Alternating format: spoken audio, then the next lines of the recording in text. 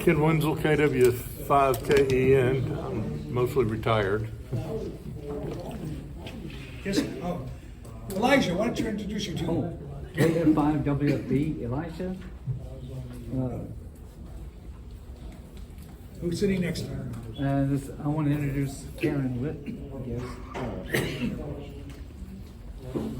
No call sign yet. Well, nice to meet you. So over here. This is, I'm Hal, KG5OIR. Past president, I'm keeper of all the bad jokes. So if you have bad jokes, please send them to me. I will share them. Promises. Paul, KI5, KG1. Mitchell Benson. I don't have a number. No call sign yet. If you want to take the test, I got test session on. Sheriff Fail for you. My wife Karen. Okay, how are you? Mark Benson. KF5JSA. Okay. Bobby Kothar, KI5PVT. Hey, Bob. Paul, N8NOV, respiring and well perfused. Stephen, W2WF. And Our exam team is busy right now, so we'll let them do their thing. Welcome one and all. okay. We've got a little bit of business to do today, not too terribly much. First of all, there was a radio merit badge class given at Boy Scout headquarters up at TC Jester in 610. 20 signed up. I do not know how many actually attended. We offered them an opportunity to complete their merit badge on the air with some stations at Bayland Park. Last weekend, bless you, we had 4 stations set up, multiple bands. We had 0 scouts show up. They thought they had completed their badge apparently, and we're going to make sure that the next time it's given, no, until you get on the air, you have not completed your badge. It's all right, stuff happens. There is another merit badge class scheduled for April 15. There may be one on April 1st also, I'm not sure. And I know for a fact there's another one in October to coincide with Jamboree on the Air. We are in need of merit badge counselors and just people to just follow up by having an on-the-air station, sort of like a Parks on the Air situation. Now, Bayland Park is not a state park, national park. It doesn't count for that, but it does for us and for the boys. And it was centrally located. It's really a very nice park. And no crime, because that's where one of the constable's offices is. I think it's either Precinct 3 or Precinct 4 has their headquarters there. So we've got a couple of weeks. Now, if you're interested in being a merit badge counselor, the merit badge covers about half the material on the technician's class license test. Everything but the rules, basically. It is very easy to give. There's a prepared slide pack available that we have reviewed and found to be lacking. So there will be some redo on it, or you can create your own. One of the fellows said he might create his own. Go ahead, Hal. What age is it that they can get a license? What's the minimum age? There is no minimum age. So they can actually not only get the merit badge, but consider taking testing if we encourage them. Yes, that's right. Very good. There is a move afoot to perhaps offer rephrase. There's been a discussion that next year at the Greater Houston Ham Fest, they offer the merit badge class, which I think would be a very good idea. Now at Bayland Park, we had two representatives from OFARC, one from CTAC and one from BVARC. Now Dom, who was one of our guys and also a member of CTAC, he took the bus from I-45 and Shepherd down to Bayland. He said it was a pleasant ride. He's got his entire 2-meter station in a rolling carry-on bag. He showed up, popped that thing open, And a couple of guys who came by to visit from BVARC looked at it and says, "What? Wow!" Yeah, but he takes it on the bus with him all over town. It works very well.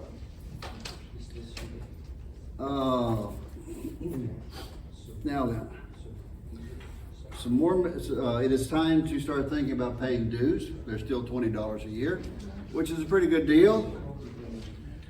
It is. We need to elect new officers today.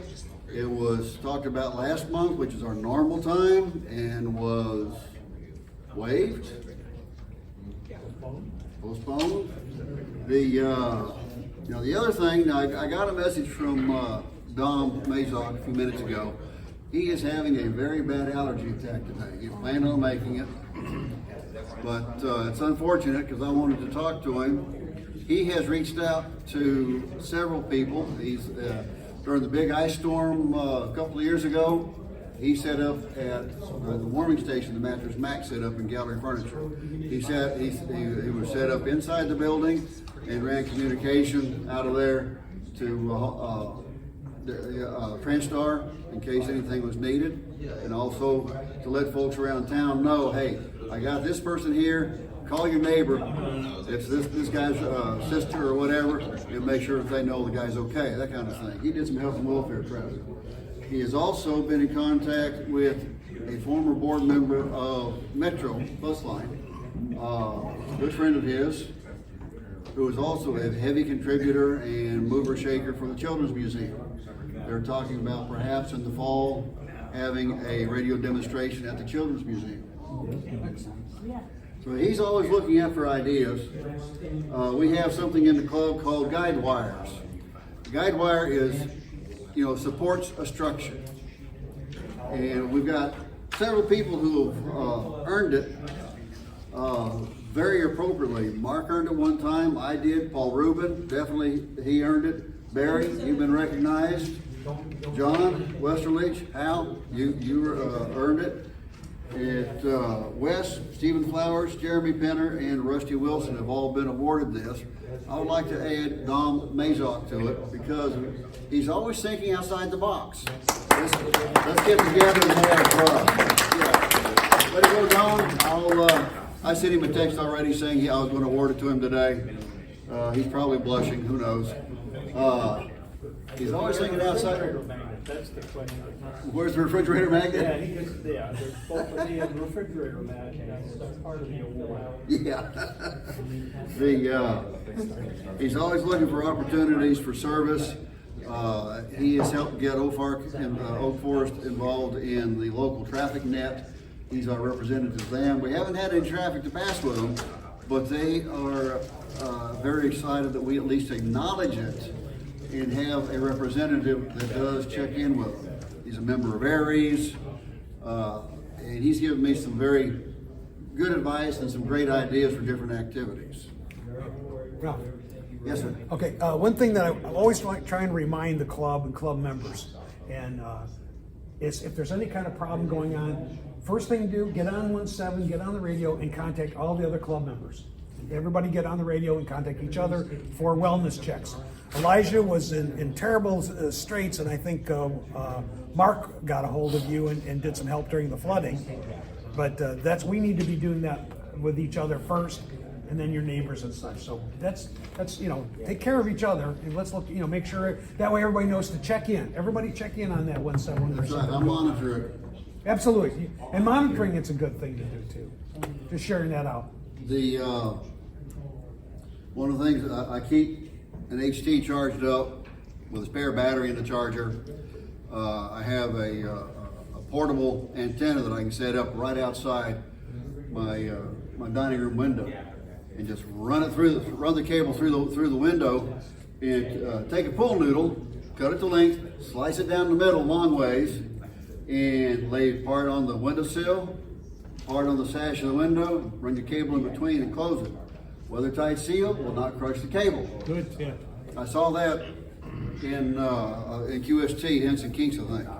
So that's what I do. I sit there at the dining table, and I have one of my radios going, hooked up to that external antenna.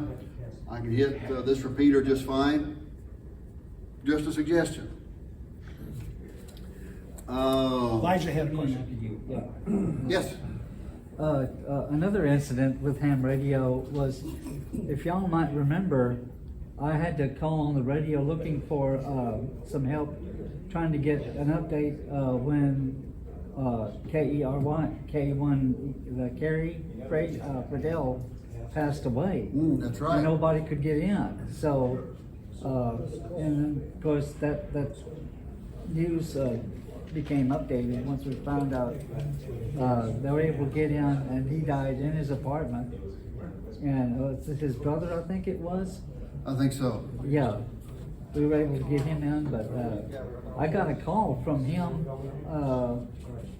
and I got on the radio, and somebody was able to come to the call. And so the question always is, why ham radio? I thought y'all are past day, but no, there's a purpose for it. That's Why right. become a ham? That's why. And I've told this story several times before. That's a great example, Elijah. Thank you for bringing it up. After Harvey, I got a call from one of our block captains, Neighborhood Watch, that something was bubbling up in the street, not far from my house.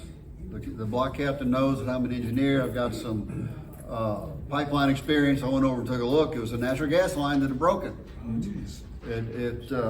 My assumption at the time, since when I moved to the neighborhood, I looked for what are the underground lines and what's the geology. Sand seams throughout, and one of those lines went right across the sand seam at an angle. So where do they put the flange?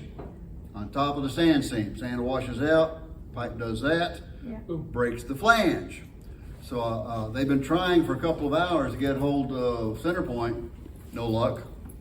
I just climbed in my truck, called Transtar, and in 30 seconds I was talking to the president of Centerpoint, who had a truck there in 10 minutes to shut the gas off. Yeah. So, and my guard, the security guard goes, "You did what?" And you know what? The board has not even blinked at me ever since then. They were pretty nice to me to begin with, but they have really been nice to me since then. So because I had told them when they tried to tell me they weren't going to allow me to put up antennas, well, you can't stop me. And when things go in the ditch, I'll be your communication. I proved the point.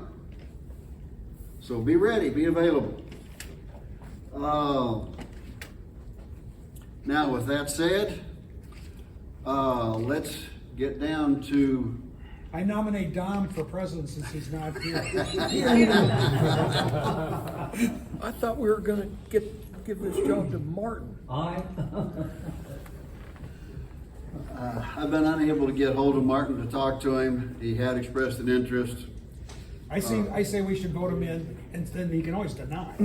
Yeah. A second? Do I hear a second? Second? All right, got a second. All in favor? Aye. Aye. All opposed? Was that Dom or Martin? That one was Martin. Martin? Okay. He can always refuse, say he's not a citizen or something, you know. He's a citizen. He's been here long enough. Now there was You're some a mover and a talk shaker. of breaking up the post that Mark is holding. That is, everybody's welcome to discuss that and share stuff with him. I know that he is quite a bit opposed to it. I am ambivalent. I withdraw my concerns. Okay, all right. Somebody who can take over recording secretary for the meetings, that's what I really need. That's what you need, okay? Who's willing to be the recording secretary for meetings? All you gotta do is, I saw that expression. No, I'm not gonna call on you.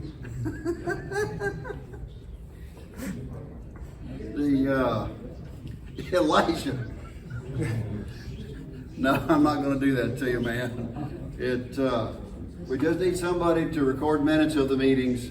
That's all we need. Anybody gonna volunteer? Okay, as my last act. I'll do that.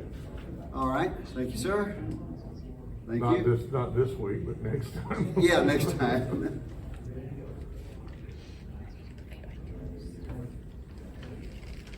Mark is VE and treasurer. Now, I do not recall if Jeremy had agreed to be vice president or not. Do you remember how? Last time, Stephen. Stephen, I'm Yeah, sorry. yeah, don't call me Hal, please. Call me just about anything but Hal. But no, it was, Poor man. but yeah, he said last time that he would be okay with being VP. He's a current VP, so he'd be okay continuing. And besides, he's not here, so there we are. Yeah. All in I favor? nominate. We have to have a second. I have a second. Got a second. Everybody Favor. in favor? Jeremy? All right. Anybody opposed? No? All right. He stepped out of the room. That's on That's his. right. That's on him. We're voting in an entire slate of absentee. Gives a whole new meaning to absentee ballot, doesn't Yeah, it? buddy. That'll show him for not showing up. I don't want to pull out whoever's got their thumb drive in there. All I wanted to show was some photos from Bayland Park. Oh, cool. I'll post those out on the reflector. And there's also a couple of emails from a Scout executive, district executive, not council, district executive, that outlined some plans there. So I'll post that out to the reflector. And of course, Greater Houston Ham Fest is March 3 and 4. It is the Texas State Convention for ARRL this year. They have several large vendors who have agreed to come back. They were missing last couple of years. They're going to be back. I remember saying that Mr. Stratton is going to be giving a talk. He is our district executive. So he'll be giving a talk early on in the morning. I think it's 9:30. And of course, everybody picks the same weekend to schedule things. I'm not sure which I'm going to go to yet. It's going to be at the Fort Bend County Fairgrounds. Go down Highway 59 south to 36. Hang a left under the freeway. Is about a half a mile on the right. Are they going to do a balloon launch this year? I do not know. I think we should make sure that we pick an alternative club name to put on the balloon. Just notify the Air Force. I'd say it's fairly certain that one of the balloons that was shot down belonged to a ham radio club. I wondered on that, if in fact I know, but. It usually followed a drinking event at the club, and then they launched the balloon saying, "Hey, let's launch one now." The three, there's one over Central Alaska, one over the Canadian Rockies, and one over Lake Huron. All three seem to correspond to the last known location of some amateur radio balloons. Wow. Now, I believe those balloons get FAA approval before they're launched. No? If you're not flying through active spaces, you're allowed some indulgences. But if it does go into Mark Well, they have to go through it to get up to altitude. Right. Mark says that it's just like with drones. There's very specific A, B, C, D, E, F, Gs that you get to go through, and if you don't, then you have to notify. But I think what'll happen is we'll see some new rules. We'll see some. You'll have to put in a flight plan, and all the rest of So, that. are you talking about the balloons? Yeah. Okay, so the deal with the balloons is normally, like, the ham balloons are exempt because they're too small to worry about, okay? And however, if there's different kinds of airspace that's restricted, and so there's A, B, and C, and E and G airspace. So the G airspace there's no restrictions. It's not around any airports. There's no other traffic or anything like that. You know, the A is, of course, all of the above. That's right next to the airport. You know, surface to 18,000 feet or higher restricted. And then there's these various classes of airspace. So if the balloon, even if it's exempt, is flying through anything other than a Class G airspace, then you have to notify the FAA an hour before the balloon gets launched. So now, if they're floating around within the altitude of normal traffic, say 20 to 40,000 feet, those can be a problem just from the standpoint of somebody reporting something stray up there, but they're not really any danger to the aircraft because they're just so small. But I think that, and what will happen here pretty soon is there will be notification restrictions for these things just as a courtesy, and you just, you know, it may be more formal. Usually you just sort of call the flight controllers and notify them, you know. But for things like drones and others, you know, other aircraft, licensed aircraft, you know, you have to file a notice online and what you're going to do, when it is, and they call it a notice to airmen, and you know, it allows you to, you know, it's a formal notification that you're going to be entering that airspace. So I think this will settle down here. I think, you know, somebody shooting down a ham balloon, you know, with a missile, I think was a bit overkill. But you know, you probably got directed to, you know, shoot anything down that was within the airspace, regardless of what it was, and they'll sort that out here pretty quick. Or they'll have to have radar. Those three were in that 20 to 40,000 foot altitude range apparently, and they couldn't figure out what it was, so they went for it. Yeah. I can understand. Right. Yeah. I mean, especially if the transponder wasn't working.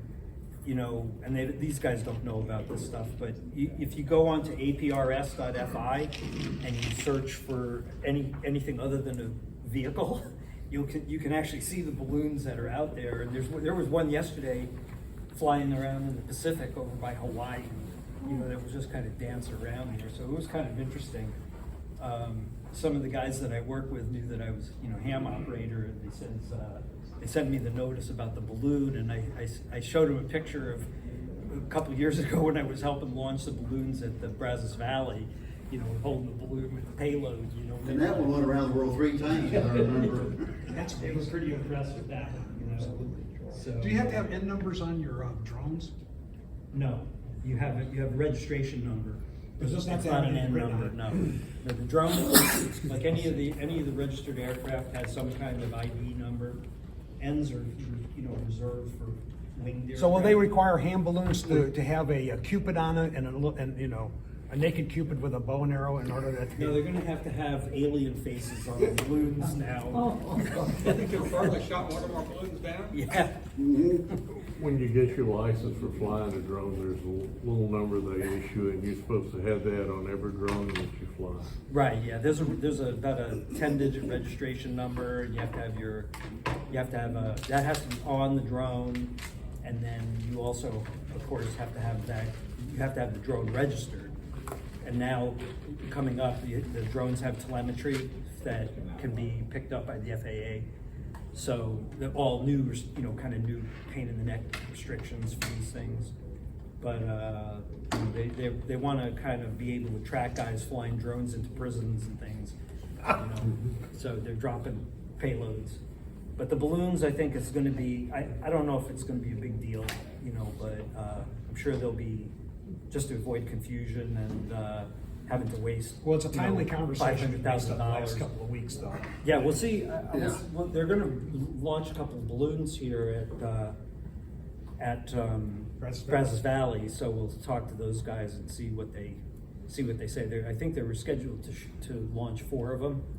Well, my favorite meme said, "Not a spy balloon," written Yeah, right on no, it, so you knew. Not a, you know, at the risk of sounding too logical for the government, download the non-vehicular database from APRS so that they can see what balloons are up there.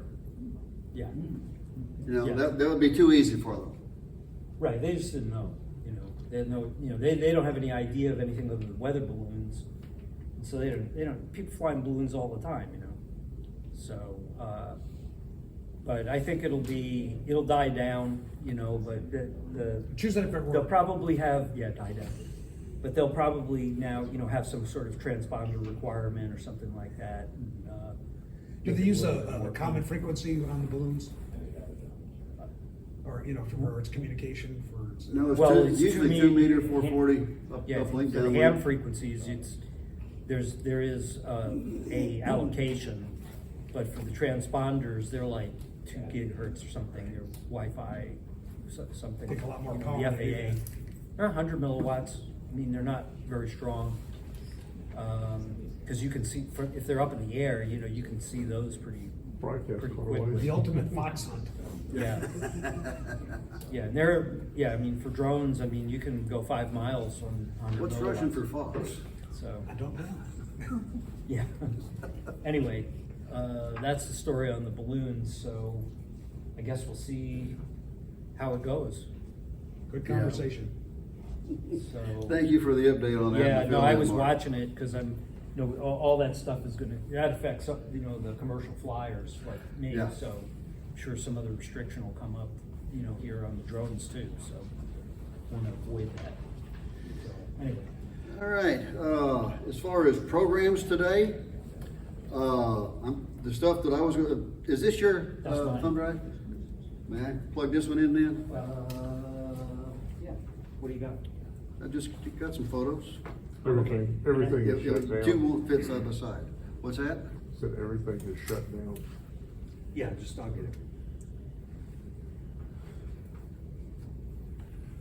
Did you go through the activity calendar? No, I did not. Okay. What do we One got quick on the question, who do we activity thank for the facility today? What's that? Who do we have to Who do we thank? thank, yeah? Well, Mark. And we have Dave.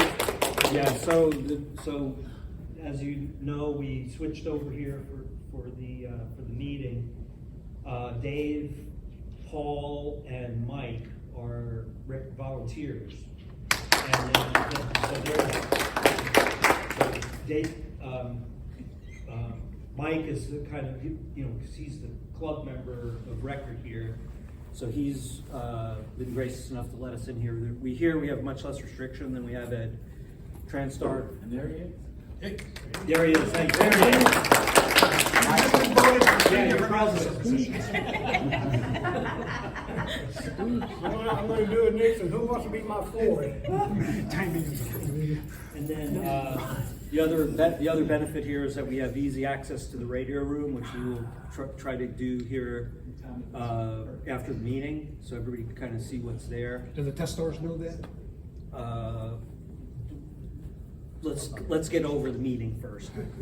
So the radio room's in the back here, up on the 3rd floor, 4th floor, and it's a pretty cramped setup. But Dave and Mike's the kind of the comm coordinator here, and the equipment's set up so we can show that. There's some tower work that I need to do today also on the beam, so you can kind of take a look and see what it looks like on there. We're not really don't want to bring a lot of people up on the roof, but it is open. But we were having trouble with the antenna that I put up over the summer, and so yeah, it'll come up in a second. So anyway, so that's the story. Just to give everybody the heads up, there's a possibility that we could lose our spot at Transtar just because of the politics and other stuff involved there. So we're going to try to get a little bit more easier access here to the Red Cross. I'm going to probably try and get a badge to be able to come in and out here since I do the maintenance on the antennas, and then work a little bit more closely with the guys, you know, that are the volunteers here.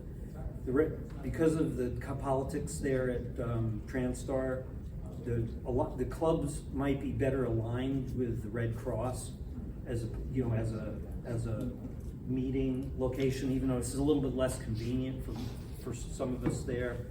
There's a lot of benefits to working with the Red Cross, and then you know, mainly the easy access to the radios, and a bit more support on the radio side, which was the original objective of being a Transtar. So we're still going to maintain our access to Transtar with the volunteers there until we can kind of figure out how the winds are blowing over there. But I think realistically, we probably ought to be looking at perhaps shifting our meetings here and becoming more closely aligned with the Red Cross because their resources are better. This provides a little bit more amateur radio function. And then there's no obligation to join the Red Cross here, but it does, it has a little bit better service capabilities for the hands. So that's that's what's happening. The other aspect is that the 2 volunteers that are there are getting old, they're getting ready to retire, and Transtar may or may not renew that kind of access because they don't really want a lot of people in and out of that building. And so we're just trying to make sure we got our backs covered so we don't lose our, we want to move forward with our capabilities and we don't want to lose a good place to meet. So that's the story. Good or bad. Calendar wise, I think we went over this before. This was the updated calendar after the net. What we have today. Okay, so we're here today with the Red Cross meeting. You guys have seen this before. I don't know if you look closely at it, but I try to update it. I try to back out the dates that are expired, and then whatever events are on here, in addition to stuff that shows up on the various other websites. So tomorrow, I guess there is a code activation at the San Jacinto Monument. I did not pay close attention to that, but that is there. And then next week is the Orange Ham Fest, which is the reason the meeting was rescheduled. So, I'll probably be there. Maybe a few of us always go. Do you think they'll have 2 meter at the San Jacinto? Probably. Yeah, yes. probably. Yeah. I didn't call Anthony. Anthony was gonna. Yeah, I think he Anthony's was gonna- doing it, and when he was at Bayland, he had a 2 meter and an HF set up there in the park, so he'll probably do the same thing at Might be able to San hit that Jacinto. from here, maybe, on a good day. May not hit on HF, but you'll be able to hit it on, they'll probably be on one of the repeaters on the east side. It's a little no man's land over there. There's, Morgan's Point has a repeater over there, which is, active for the Hams's repeaters, so they may be on that. I don't know. I haven't talked with them, but if you want to show up, I'm sure you can find the Hams there, pretty easy. Then, what's good is we have back-to-back Ham Fest. So we have Orange, there next week, and then Brazos Valley the following week, and then the following week is Rain, Louisiana. That's a very good Ham Fest also. So if you want to buy a lot of stuff or sell a lot of stuff, now's the time to do it. Okay. And so the links should work. Christy was having trouble with the link. I'll try to clear those up, but those links do work on the page when you download. They may not work when it's up on the screen, but if you download the file and it's in a PDF, it should work. If there's any corrections or other stuff that you want to have added, just send me a note, and I'll change it. I usually try to change it at the when I'm on the net. If something comes up, because it's right, I have it right there. I've got a couple items I need to check on the dates and send it to you. Yeah, just go ahead and send me the different dates, and then it's very easy for me to update. And then also, I think on this, so I have a lot of information on here. I haven't been putting the net control schedule. Oh no, I did. I guess I did put the net control schedule on here.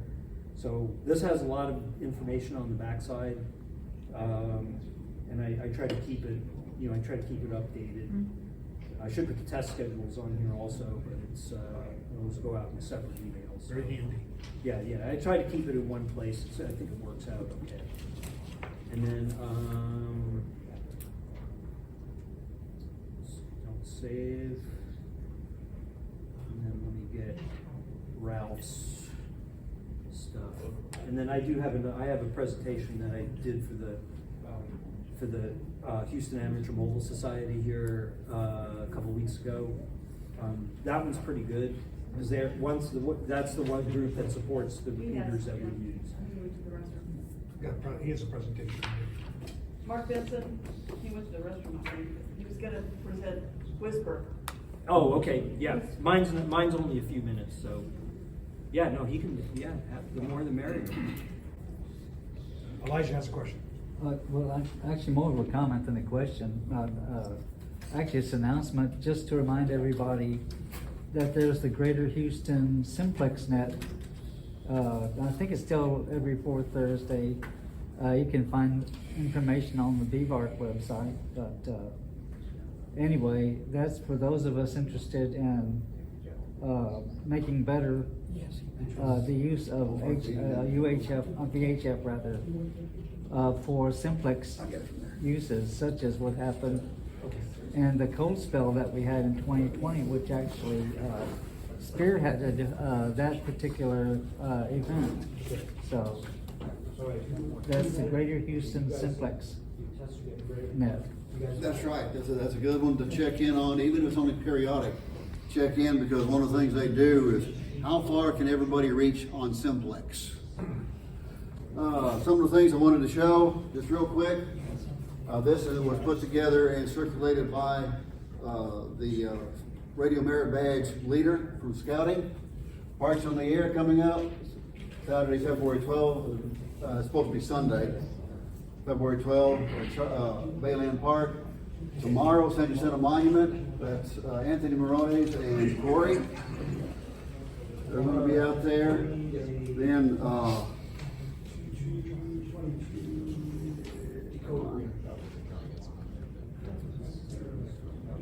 everybody's computer is different.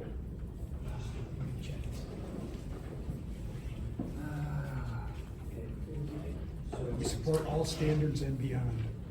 Yeah. Okay, what it says is Saturday, April 29th is Memorial Park. That is going to be radio communications in general. We're going to have ham radio, GMRS, FRS, CB, CTAC is one of the sponsors of that. They said that so far they've got 3 different clubs that are going to be there. We are quite welcome to attend and participate also. So that is an open to the public. Hey guys, don't forget about radio kind of thing.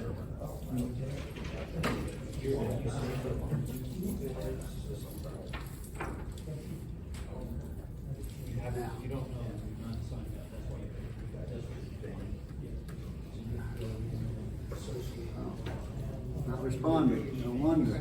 Let me get back to my files.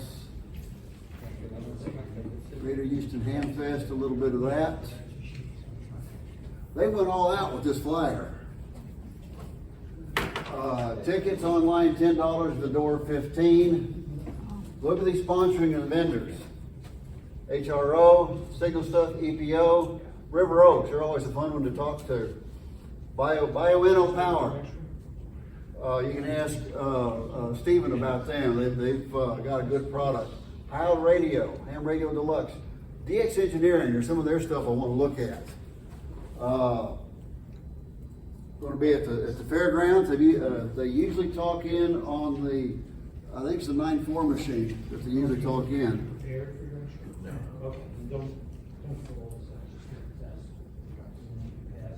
Scouts in uniform and military free. That's good to know. And not military wearing scouts. No. Scouts and military, each in their respective appropriate legal uniforms. I'm sorry, I just have to make sure we're clear on these things. That's all right. That's my job. Yep, Dom, that's the bag that he brought. You can see, he's got his battery pack, mag mount on a cookie sheet or a pizza pan. Because that's all you need is a metallic surface to act as a reflector as your ground plane. And for 2 meters, that's big enough. And of course, he's got his handheld, and he was set up for WindLink. He was sending and receiving emails from there in the park using the RF link to transfer our repeater. Cool. But we were prepared to blow the minds of a few people. Nobody showed. It's a small explosion. This is Anthony. I'll show, let's see, he's got one of his antennas back here. He ran a cable all the way back. There's Dom there. Yeah. He had his HF, this is HF, that's his UHF right there. He was running on battery, all of us were. Did you have your band filters? Yes, I did. I was running 20 meters only, and I went ahead and put my bandpass filter in.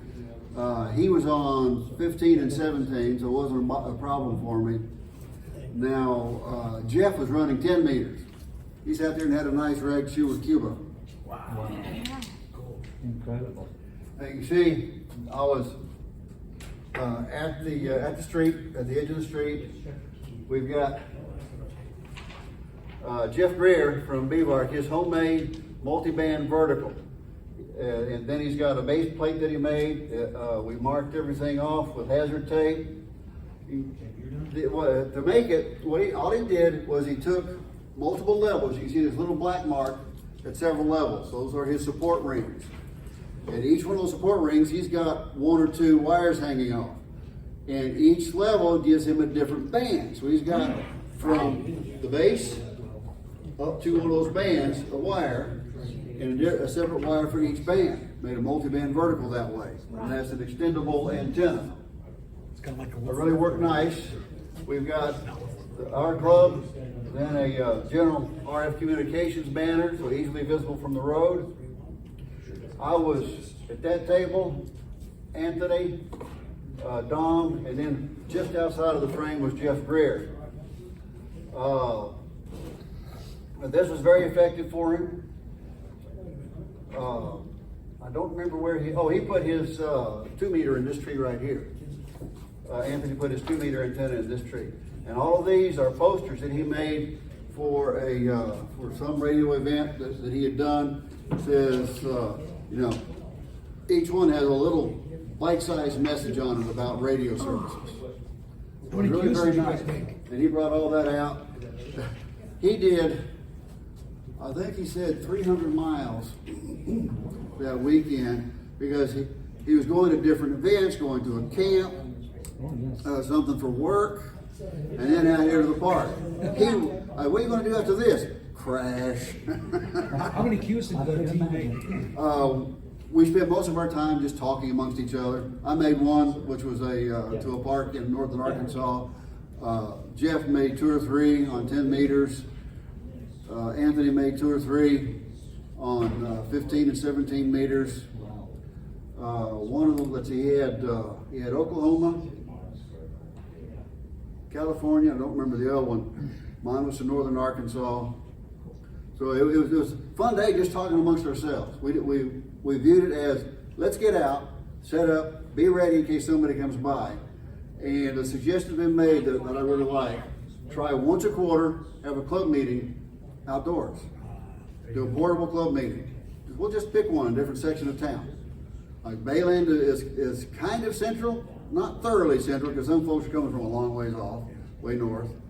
But there's the park up near the Legion Hall of the VA in Heights. You'll meet there, meet at Memorial Park. We can just put out whoever's going to be president or activities coordinator can put out a note. Pick a park, guys, and we'll go next month. That kind of thing. Ralph? Yes, sir. Is this really a vertical or is this many inverted V's that are just supported by this pole? Each one is a vertical, an individual. This is a fiberglass pole, collapsible pole, and you can see this one orange wire for each band, tied to a common feed point at the bottom. Okay, so these wires I'm seeing going this way are just supports. Those are guys. Those were orange survey. What was that one? There's multiple wires, DX resonance on each band. Yes, sir. Hey, Paul. I like it. It's a great idea. Paul, it's like a DX Commander. It seems like That's what it it's a is, home yeah. built DX Commander. There's another better look. You can see the orange string in it a little better. What were they using for radials for this? He had a series of wires, same material going out. All the wires were probably number 16.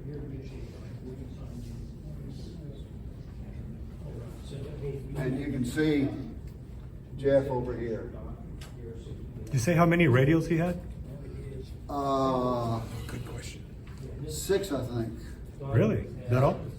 Huh. No, let's see. I don't. There's another vertical in here. Oh, it's blending in against the tree, it looks like. Let me see if I can. My little vertical is in there. There we go. There's Jeff's.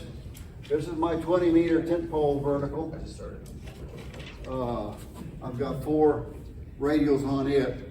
Make sure that they're 90 degrees from each other. Otherwise, it really messes up the SWR.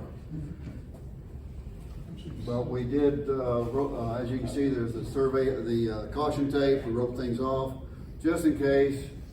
And there was about a 3-foot section between the signs and the bench that I was at. And I had my extra coax rolled up there and wrapped in some of that caution tape. A bunch of kids out there playing around with soccer balls. Soccer ball come through, the kid come over and he'd jump. I just say, good job, you missed it. You just play cool, you know. I had enough slack in it that if he did catch it, it would give and not rip it out. And that's my station. 706 Mark II-G, my battery, the bandpass filter, external speaker in case we did have visitors, it would be more audible. Yes. Now that you're showing your station, just a reminder for everybody, on our website, if you want to go ahead and send Barry, and you can find his address at the website, at the bottom of the website, a picture of your station. You know, what ham doesn't like to have a picture of his station and sort of pass it on to somebody else so they see what gear and how they've arranged it and all these kind of things. So if you have a picture of your station, just make sure you have your call sign somewhere in the picture so we know whose it is, and pass it on to Barry so he can post it up there on section of our website. The ones that are on there, one is very well manicured, the other one is not. Because I was in camp up. Go find a picture of Bob's station. It's very lived in. It's got that lived in look. Okay. Now, Mark, I believe that you were set up for doing a presentation on Whisper today. Is that right? Yes. Other Mark, Landers, how long is yours? Let him go first? Let Mark go first. Okay. My name is Mark Benson. My call sign is KF5JSA. I was licensed in 2011. I got my general in 2014, and then I studied for the Aries, passed all the tests and all the FEMA stuff you do to get into Aries. And since then, I've just been kind of drifting along. Haven't done a whole lot. I bought a radio and an antenna, and I could hear people talking, but anytime I tried to break in, I couldn't get a reply. And I couldn't figure out for the life of me what the problem was. So what I did was, Hey, Mark? I was reading QST magazine, and I saw an article in there about Whisper. And that got me thinking, okay, maybe if I took some measurements, that could give me some hints as to why I'm not getting out. I mean, I wasn't picking up, I couldn't get that 5 miles. So, and I had some pretty good equipment. So I bought a kit of equipment from Soda Beans. It's called the Whisper Light unit, and can you bring me that box? I brought some of the examples of some of this stuff so you can see it.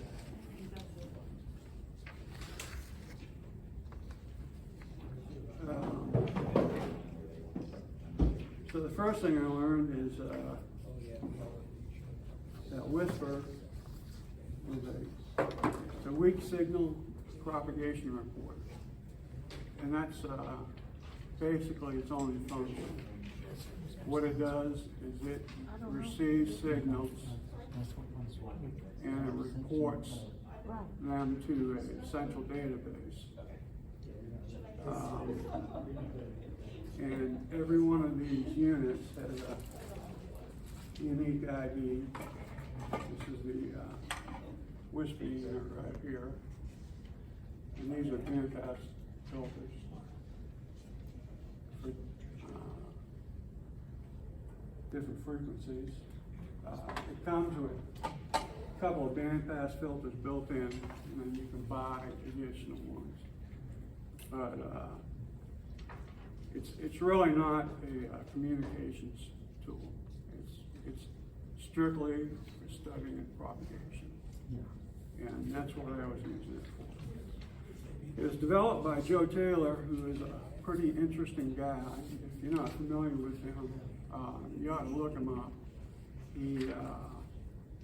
He's a Nobel Prize winner, a ham. Started out as a ham as a kid.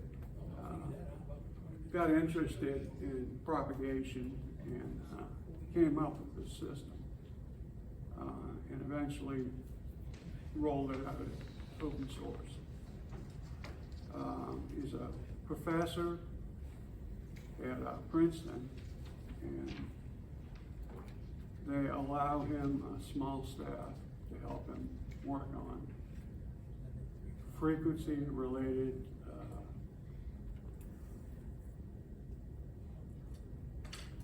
investigation tools, I guess. He's got 4 or 5 different programs out now. JT5.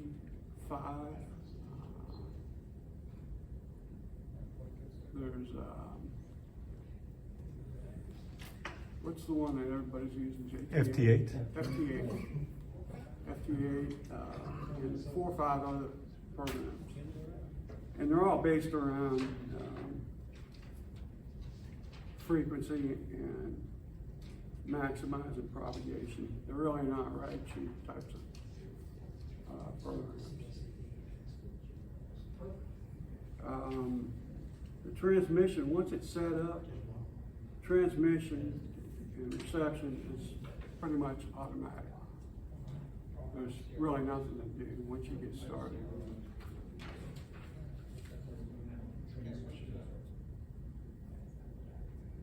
This is what the system as a whole looks like. And if any of you have ever been involved in FunCube, any of those satellite systems where they collect information from satellites coming overhead, this is that same system in reverse. So the satellite systems is set up as antenna and a computer and a dongle in your backyard, and satellites usually come over a couple times a day, pick up the data. The data gets sent automatically to whoever's hosting the satellite, and then you can look that data up.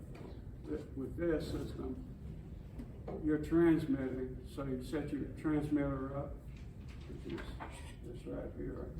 This is connected to the antenna, and you activate that. You'll start sending out signals. The most common is like 6 times an hour. And the smart receivers will start picking it up. And those are all volunteer guys that have a system set up. And they pick up the information, it automatically gets packaged up and sent to the data storage, wherever that may be. There's a number of different companies that do this, so the data storage may be anywhere in the U.S., Europe, Southeast Asia. The system I use is called Whisper Light. It's made by Sodabean.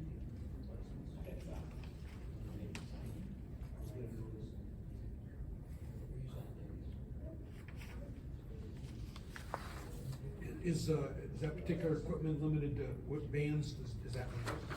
I'm getting to that. All right. So basically, my main application has been learning about propagation and figuring out what antennas work best for my situation. I'm in a neighborhood that has, regulations on antennas, and I like HF. I'm in a corner where two high power lines come together, so I'm pretty well screwed. Yeah. So by using this system, I've really been able to fine tune my antennas and my settings, and I'll show you later on how well it's doing now compared to how it was doing before. You can test the antennas, compare their positions, move them around and test them. You can do like soda activations. You can measure different elevations and what kind of propagation you get. Sunspot activity and weather, which are the main factors in propagation. Mark? Yes. To my understanding, Whisper is also used for moon bounce as well. It is. I haven't done that, so I really can't speak to that. Yeah. They actually use it for satellite mounts, moon bounce. Yeah. And I'll probably get around to that someday, but it's down the road. It's also got a lot of that usage. I don't know if anybody follows the MH370, the Malaysian Airlines disappeared a few years ago. There's been a big buzz recently about a guy in England who's a ham operator and using information from Whisper. He thinks he's triangulated the area it crashed. Joe Taylor says it's bullshit, and a bunch of other people do too, but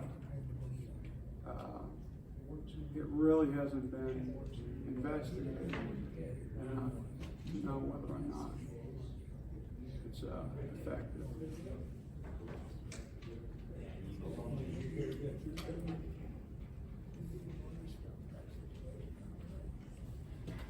It's a 5-volt powered system. You don't have to have a computer to run it. You need a computer to set it up and activate it. Once that's done, you unplug the computer, make sure it has power, and just leave it alone. And you can leave it alone for up to 30 days.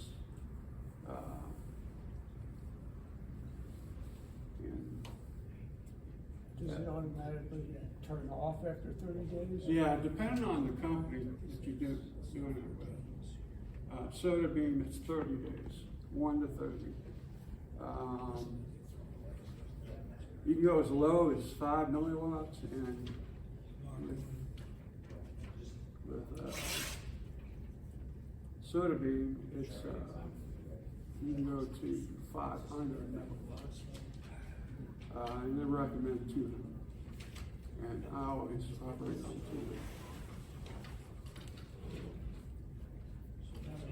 200. This unit comes with 20 meters and 30 meters, and these add-on kits you can build for a whole bunch of different frequencies.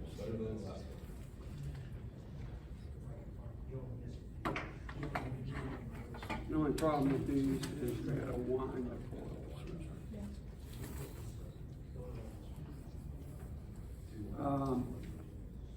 There's several people that have come out with Arduino and Raspberry Pi based systems. And they're basically DIY, do it yourself. They involve dongles and different types of radio systems for receiving the signal. They don't look too terribly difficult to put together, and there's a good selection of software for operating it.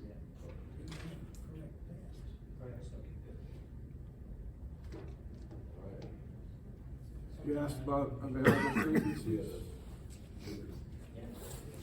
Not all systems have all frequencies. Depends on the company. Some of them will sell you a complete unit like this. It's already got, this one has 40, 80, and 160 meters, along with the 20 and 30. And then additional kits, 10, 15, 20. Some of them will sell you units with more filters built in, less filters built in. And then you can pick and choose what kind of filters you can run on. But as you can see, if you look around, shop around, you can get quite a few different frequencies.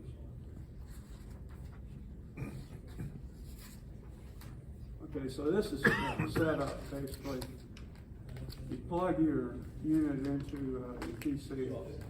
This is the setup page. You enter in your call sign, your Maidenhead locator, and I recommend just the first 4 digits. So your call sign, you can have it sent out at CW, but they say it takes longer to do it in CW than digital, and you'll get less data. So I never send it out CW. Pick your band that you want to broadcast on, and it'll automatically pick a transmit frequency. And the receivers, from what I understand, they just continuously monitor those the bands that they're programmed for. Set your power output. And your power output, you up to 500 with this. You can put in an amplifier on this.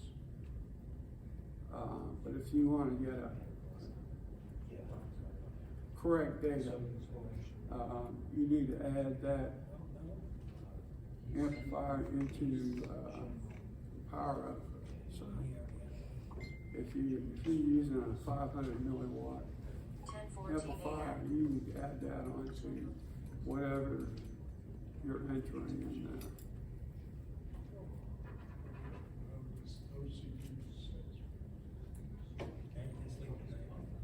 And then each unit has a certain number of slots, time slots, per hour that they can broadcast in. The more you broadcast, the more loaded down the system gets, and the slower everything gets. So they ask people to use 20% of the allotted time slots, which works out to 6 broadcasts an hour. And then you set your number of days that you want to operate.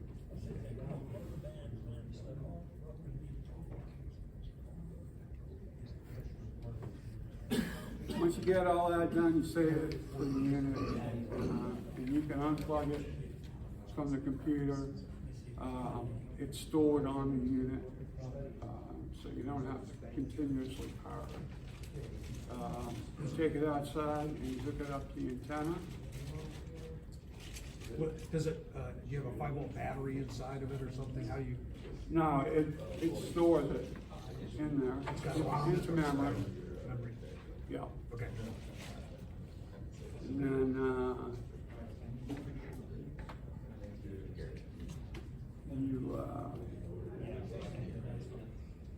the way I do it is I leave it plugged in the PC, my laptop. I go outside because the timing is so important. I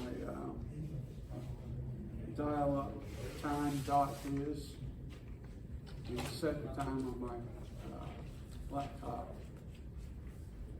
because you have to activate it 2 seconds after the start of an even minute. And it sounds easy. Believe me, it takes, sometimes it takes 2 or 3 times to get it. You wait until that allotted time, and then you press the button, and the red light should start flashing. If it doesn't, wait 2 minutes. Do it again. You can also set up a radio or something and watch it start to confirm that you're getting out. So once that's done, as long as you get power to it, it's broadcast. And you can almost immediately start looking at the data that's coming in. It's not real time, but it's close to real time. Is this PKS recorder that we're looking at here? This is a D-Explorer. Okay. Which is part, they're all owned by sort of Whisper Light is which is what this unit is called, and D-Explorer are all owned by sort of you can utilize D-Explorer separately from Whisper Light or subscription of some kind, but it comes automatically when you buy the hardware. And you can start pulling the data down or post a map up somewhere on a screen somewhere. And usually I wait about a day before I start looking at the data. Because you've had a full cycle. We've had some pretty good solar, 10 meter. Have you hit 10 meter at all? Or not? I don't have a filter built for 10 meter. Okay. Something I do plan on doing. Then you can start seeing, this is where you really start learning stuff. That's your propagation versus time. So, the low spot would be daylight. And the high spots would be dusk or dark. Evening.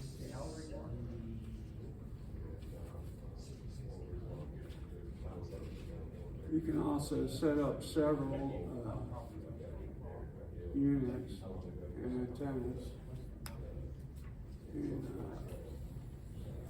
close proximity and test them, basically side by side, and see which one gives you the best performance.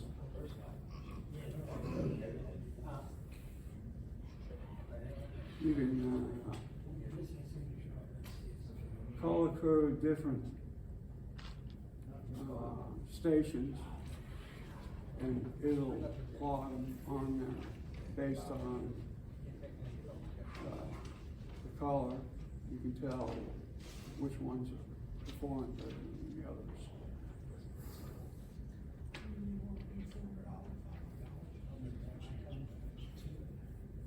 This is one I took from my backyard. It was 40 meters. I was using a Tar Heel screwdriver antenna. I went ahead. I get in New Zealand, Australia, Europe. Yeah, it's amazing how far you can reach. This 200 milliwatts? 200 milliwatts. Wow, that's great.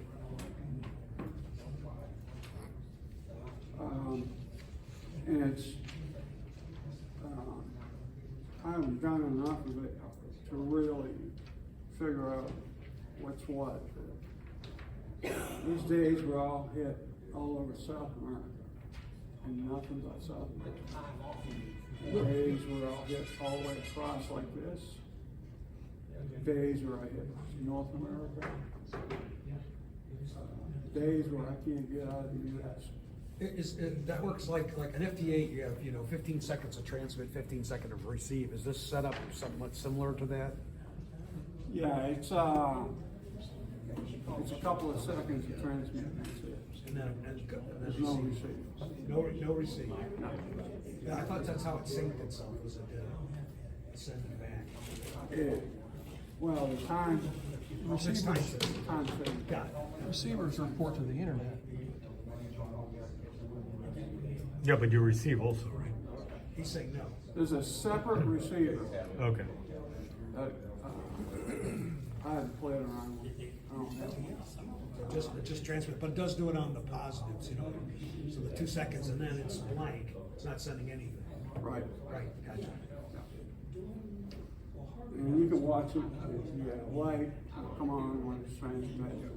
Turn off when it's off. Somebody told me that some of this software is that during that time of not transmitting, it's reading the noise and taking that out. So when it's picking up the signal, it knows the difference between noise and signal. That's correct. And I know they do a lot of work on Noise, which is amazing. You're down there in the noise section anyway with it. I think it goes to minus 30 Yeah, dB. right. Minus 3. Right, that's amazing. So it seems like if you've got this thing set up for 30 days, that the clock in the unit's gonna drift quite a bit over those 30 days. Do you have any way of knowing how much drift there is and whether or not you've got to effectively resync the clock? Or do you have any insight I into that? haven't really looked into that. I would think they have some ways of resetting.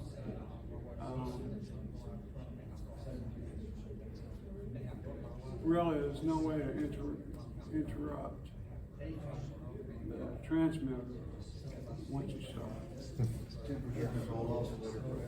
Well, it seems like the synchronization process, if you're hitting the enter key or something, when trying to find that 2-minute period within the 2 seconds or whatever, you're watching your clock and you're hitting return or something at the appropriate time to start. And that is your synchronization point. And then going forward from there, there's gotta be an oscillator or something in the box that's gonna drift over time. Yeah. That could, you know, fall outside of that 2-minute window, whatever it is. I think the better ones have an input for a GPS disciplined oscillator. Yeah, they do. There you go. This one, I don't believe does. I think there's a unit they have that has an option for a GPS input. But I haven't done 30 days, so I haven't really. That would be a good reason to not run too long. Exactly. Yeah. Time is relative. If your relatives are over, time goes slow. I noticed that. Had to give you one. It was a good one. It was a good one. It was one of the better ones. Yeah. And actually, that was how Steve had his Nobel Prize. A binary star system study produced some data that was another way of confirming Einstein's theory of relativity. Pretty interesting guy.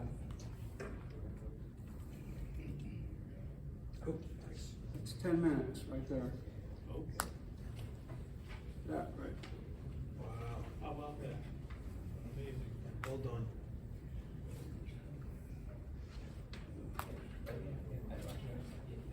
What band was that? What band? Were you on 40? These are different things, Different. different colors. Of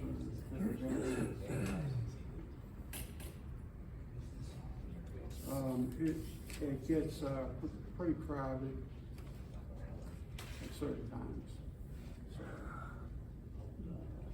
you really want to kind of plan ahead on how you're going to be doing this.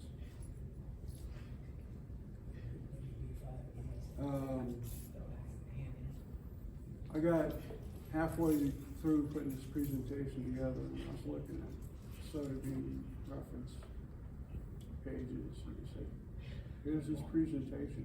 Take it, use it." Okay, so I ended up stripping out about half of it, putting in what I've done, because I don't want to make it a sales pitch. Or a thesis dissertation. And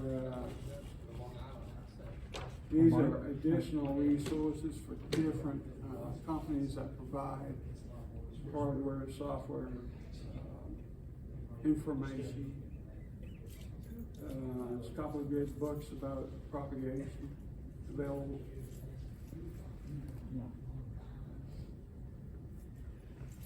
Any questions? Mark?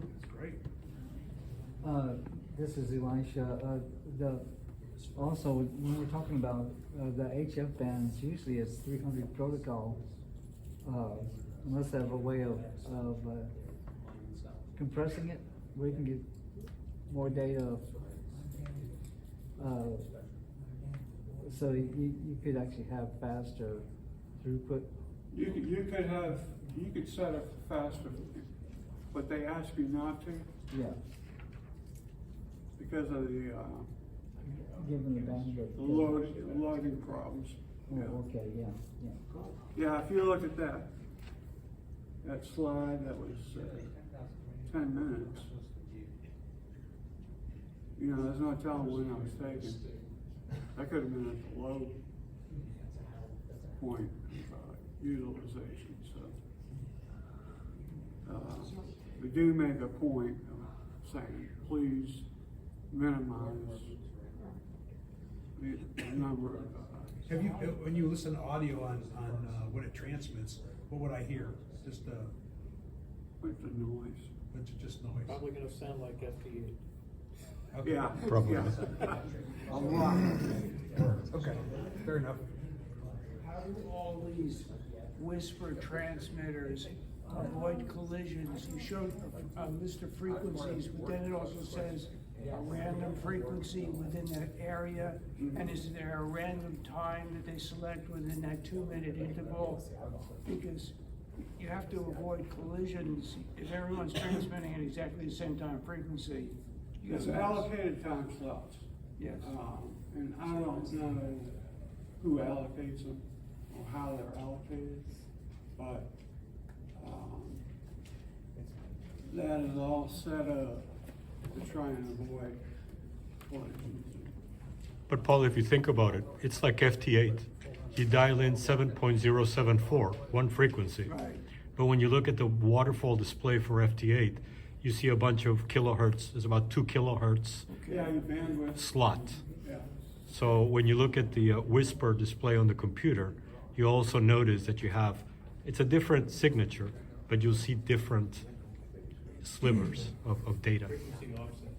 Frequency offsets, exactly. I think that the transmit bandwidth for each little box is only, just a few hertz, Exactly. like 10 or 20 hertz, something like that. It's very, very narrow band. And I think compared to FT8, Whisper, since it can go to, what is it, minus 30 dB, the averaging, it's got to be signal averaging, known to geophysicists worldwide, to get to discern the signal out of the noise. And it's a 2-minute window, as opposed to the 15-second FT8 window. And remember, FT8 only goes to minus 24 dB. So, yeah, this is particularly designed to extract noises out of absolute noise. I mean signals out of absolute noise. Yeah, and in all of the reviews I've read about Whisper, that's one of the things everybody comments on is the reduction of noise.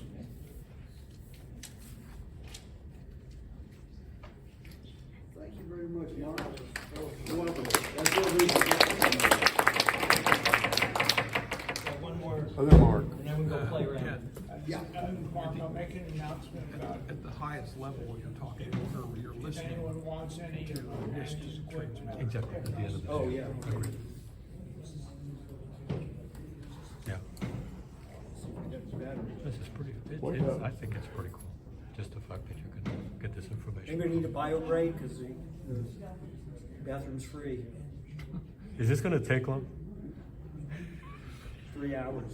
Oh, God. No charge for the bathroom. you're Yeah, you saying. can't go anywhere. Uh-huh. That ain't gonna happen.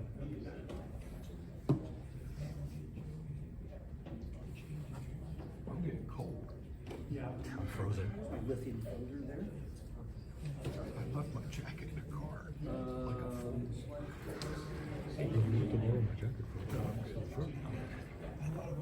All right, so I'm insulated. this was a presentation I gave for the Houston Amateur Mobile Society here a few weeks ago.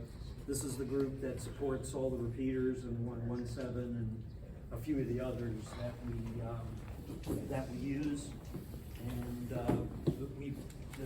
the HAMS club is basically just a support club, just a repeater support club.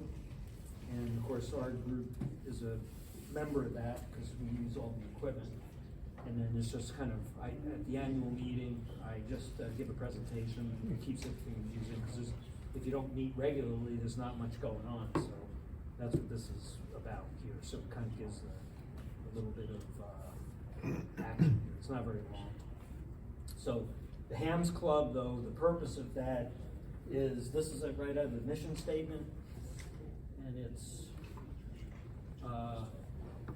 society operates various repeaters along the Houston Gulf Coast, used by licensed amateur operators, aid in emergency communication, promote fraternalism and friendship among the members, and to advance goodwill and the general interests and welfare of amateur radio in the community. That's a good mission statement, and I know we've had some discussions about our mission statement, so probably ought to, this is a good one, I think, to adopt, you know. So, like, we're just a bunch of guys that like to hang out on the weekends, and to the extent that we want to commit to things, we'll do that as it comes up. So I think that's more or less our mission. The club has about 70 members. Rick Broussard, who does a lot of the DMR stuff and handles a lot of the administrative stuff for HAMS. He's the president now, and then for that meeting, anybody that has any complaints, they go to him. I'm the vice president, which I have essentially no function other than to make the presentations. And then Mike Cunningham is the secretary treasurer, and Dwayne Wright, K5PDG, that everybody knows, is the technical officer. And then this is the website's QSL.net, Ham's website. There's a couple of different Ham websites, so you're gonna have to watch it. So the official website is on the QSL.net. So the financial statement, there's $8,000 in there, $8,500, and essentially that money is reserved for purchasing repeaters and doing tower climbs. 3 of the towers are on commercial towers, and you can't get up there without having a commercial crew. And those are like $3,000 a day, not including the equipment. So they're pretty expensive. So that's why there's a large reserve. This is the network of the repeaters, and it includes, we have basically the largest footprint of all the repeater systems here, at least on the south part of Houston. The W5AIR group that's up to the north that you hear on the linked repeaters, that's a pretty wide system because of the linking. But these are all individual repeaters, and there's only 2 repeaters that are actually linked. 1.7 is linked to 2 other repeaters on the south side, one of which is not working right now. We call it the South Link, the Deep South Link, and then the 1.7. And then also on the 1.7 also has a separate repeater at the Med Center now. So it covers the Med Center, it's on different tones. But basically, none of the repeaters are linked together really, and any links that are there are all RF links. There's no IRLP or anything like that. So, these are it. They're on the website. We also have 5 GMRS repeaters that are co-located with some of these. And mainly, that's how we've been able to get onto the various locations now, for particularly the water towers. So, like police and fire and the municipalities, if they want a GMRS, that we co-locate one of the repeaters there. So that's very convenient, very good way of getting onto the location. And so obviously you see all these repeaters, all of the stuff. There's antennas, there's boxes, there's filters, cans, all of this. So $8,000 can go. It seems like a lot of money in reserve, but it's really not, given all the stuff that you have here. And then the other thing that we do have, which most of you guys don't see, is we have a bunch of digipeaters, and then or RMS links, gateways for WinLink and APRS and that sort of stuff. So those are all also co-located with most of these other systems. And then we have a couple of Echolink links, that one in Jamaica Beach on my call, and then supposedly the one on 1.7, which we're trying to get Wayne to hardwire the cable. And then I think what I wanted to talk to you, Dave, was maybe we could put an Echolink link here on 1.7, stick it up on the tower while we're playing around this year. That would solve a bunch of problems for us. So that's that. So we don't like to publish the exact locations of the repeaters, of course, but just for the sake of that group, I plotted the locations of all of the members that are active on the HAMS group, and so those dots and their calls are their locations that are actually geocoded from their addresses. So I don't have to figure out where their address is. I just stick the address in a sheet and read it into the program, and it gives me the location. I just stick their calls on it. And then these footprints are the footprints of all of the repeaters that were listed on that previous slide. And so you can see that the overall coverage is really pretty good with the overall overlapping system. And so this one way out here is the Devers. Devers is like right over here, and then because that's up on 700 feet, and then we have that, you know, all the rest of the stuff downtown. So that's kind of the, you know, the lay of the land. So that's pretty good coverage for everything that we have. Some of them are smaller, you know, like Ellington, we have a little repeater at Ellington, just sticking up on one of somebody's hangar there. So that's a small footprint. That thing's only, you know, 30 feet high. But it's a pretty good coverage, and between the various officers of the club and Wayne, we keep all this going. And most of the systems do not require a lot of maintenance. Some of the repeaters we haven't been to in 5 years, so they're that robust. Do almost all of them have power? You know, Generator They don't backup. all have emergency power. We do have emergency power at the 1-7, and then we have it at the Med Center, and TransStar, of course. right, yeah, we have it. There is a TransStar, and then there might be one other that's got dedicated emergency power. Mark, Most I'd of like them to have request battery. that you put together the short list of which ones have emergency power and send that out to the reflector. It's on the. Oh, it's on there. Yeah, it should say, these are not that specific as to which ones have emergency power. It varies by location, kind of depending on who's there. So like, and it depends on your definition of emergency power.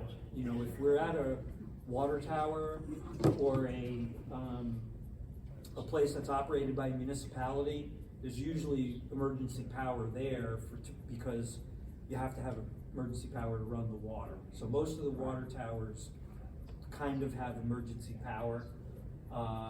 Only TransStar, the 1-7, and the Med Center have permanently dedicated emergency power. Okay, there's no generators, you know, so to speak. And then a couple of them we have battery power that is good for. 147.0 have emergency power? Yeah, because it's co-located with the 1-7. Yeah. So, but emergency power means a lot of different things. You know? So, so what we did, so the group, you know, like I said, is basically a repeater support organization, and then usually once a year I just sort of summarize what we've done, because I'm usually on most of these climbs and I take the pictures and all of this stuff. So me, Wes Coleman, and two other guys that do the topside work, Andrew Downing, Hank Wallace, and a couple other guys, and then probably Anthony Hollister will start to work with us. So we do the topside work, and then the old guys that can't climb anymore do the bottom side. Right. And the ones that really know what they're doing. It's easy enough to fix a connector at height if you don't, you know, it's only one or two things that you need to know. The bottom side is a lot more complicated. So we did the 1-7 and 000. We have regular maintenance that we try to do every quarter just to maintain our access to the building. Ellington Field, as I mentioned, we replaced the repeater, which got wet from a cave-in the roof. Silver Lake Water Tower, which is down in Friendswood, got struck by lightning. Friendswood, the antenna also was damaged, and we got up there and couldn't get in the water tower because somebody put a lock on the thing and they didn't have the key, and we couldn't cut the lock. So that's so we fixed that problem, and then we have the new repeater at the Med Center, as I mentioned, and then we have miscellaneous sort of bottom side work. So so the Silver Lake tower, these are just some highlights here. So as I mentioned, we normally don't have trouble with locks on these things, but for whatever reason, some clown had taken our shackle off and had those 15 locks on there. So we had done this after we had gone through the issue with the Friendswood Tower. So Rick Broussard and myself always carry a Sawzall now and a big set of bolt cutters. Sawzall's a lot easier in a tight space, so we just cut off the lock and reshackled our own there.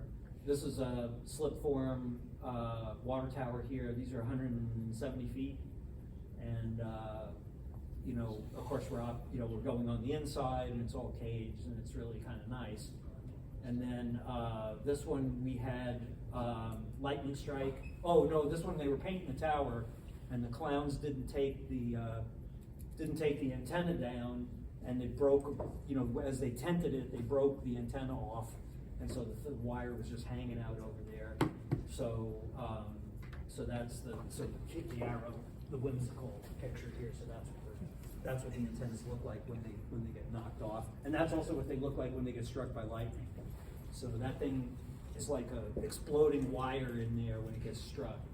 So we replaced that with another GP3, and most of the towers have you know, the manways in the center there, and we have brackets and stuff on the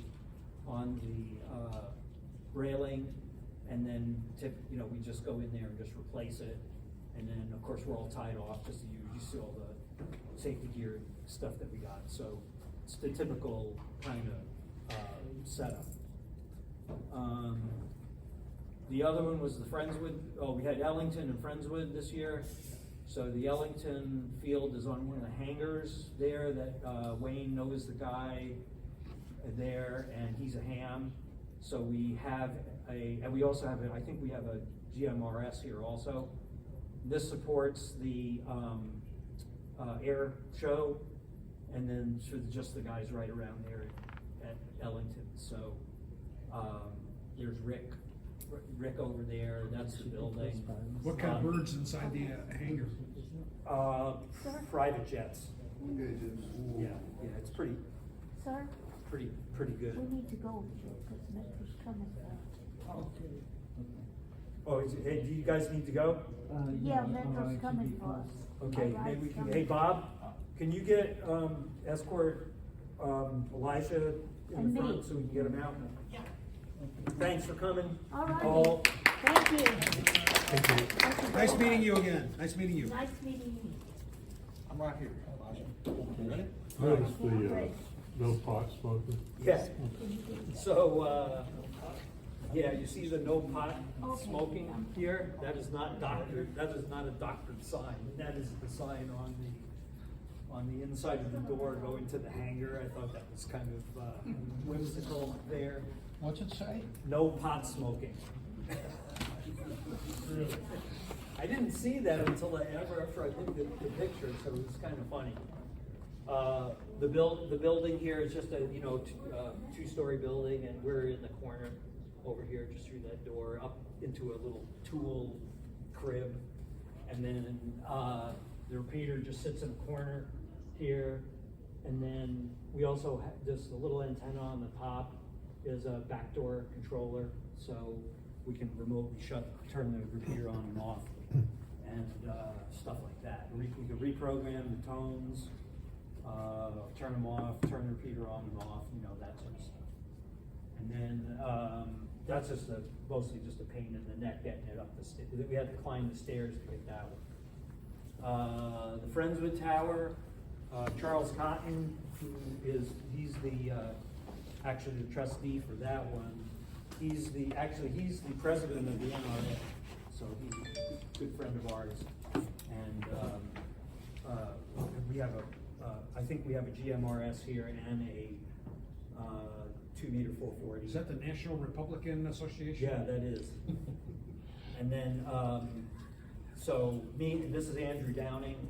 So this was one where we couldn't get up in there. We finally got in there, replaced the antenna, which was bad for some reason, and then he's just fishing out there, like that, trying to catch some fish off the top of the tower. And this one was unfortunately,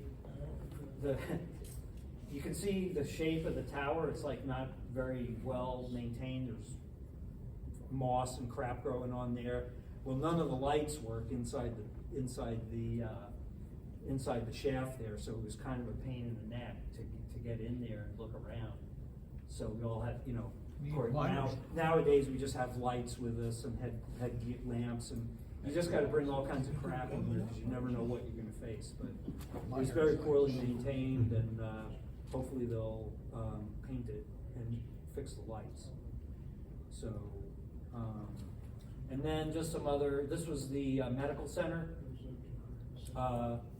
We call this the Texas Children's alt repeater, and I don't know how we got access to this one. Dave, did you? Oh, is that how we? Yeah, Dave's the man on that, and got us in here. And so this one has kind of those funny cupolas on the top of the building, as most of the hospitals have, and that's the shot from outside. It was really a nice day when we were there. So kind of there's a back, you know, kind of a shading in there that shades all the equipment and machines there. And so I have to take the picture from up here because there's no way to see out the thing. So that's Wes doing his thing on the mast that was there. This is Andrew, Wes, Charles. That's Lance, who owns the 000. Wayne, of course, and then the rest of the guys are down on the bottom side of that thing, playing around with the repeater. So, but that's what it looks like. And it was hot. That one was hot. We had to run about 150 feet of iliacs there to get everything up through, snake it up through the wall and get it all in there, which was kind of and but yeah, it worked out good. That repeater's in good shape. So that's it. That was the update. That's how all your repeaters get working. Thank you, Mark. Yeah. Mark, what's your income source for this $8,000? The members. So the voting members are $40 annual, and the non-voting members like us, you know, like OFARC is $20, and there are some other like donations. Some guys will, you know, or give bonuses or whatever. We do get a lot of equipment donated, so there's not a lot of outlay for equipment unless we can't meet. It's stuff that we have to replace right away. So Wayne, you know, we try to all the towers where it's expensive to do the repairs. Those are the first class installations where we try not to have to go in for any sooner than 5 years, or if we get thrown off the tower. So, so the most of the hardware now is either donated, or if Wayne wants to, you know, if he goes to a Hamfest and finds a good deal on a repeater, then he'll buy that. And repeaters are actually pretty inexpensive now. So, but the problem is that all of the crystal controlled repeaters, you can't get crystals for these really anymore. So unless you buy the crystals, you know, buy the pair, they're just not making them with the frequency stability that you need. So anytime one of the crystal repeaters goes down, it has to be replaced with a synthesized repeater, and we don't have a big backlog of those. So the Kenwoods are the best ones. What are you looking for? We're mostly the Kenwoods are the best ones that are out there mechanically. What frequencies? The 2 meter or 440. Yeah. And then there are like the Fusion, you know, some of the Fusion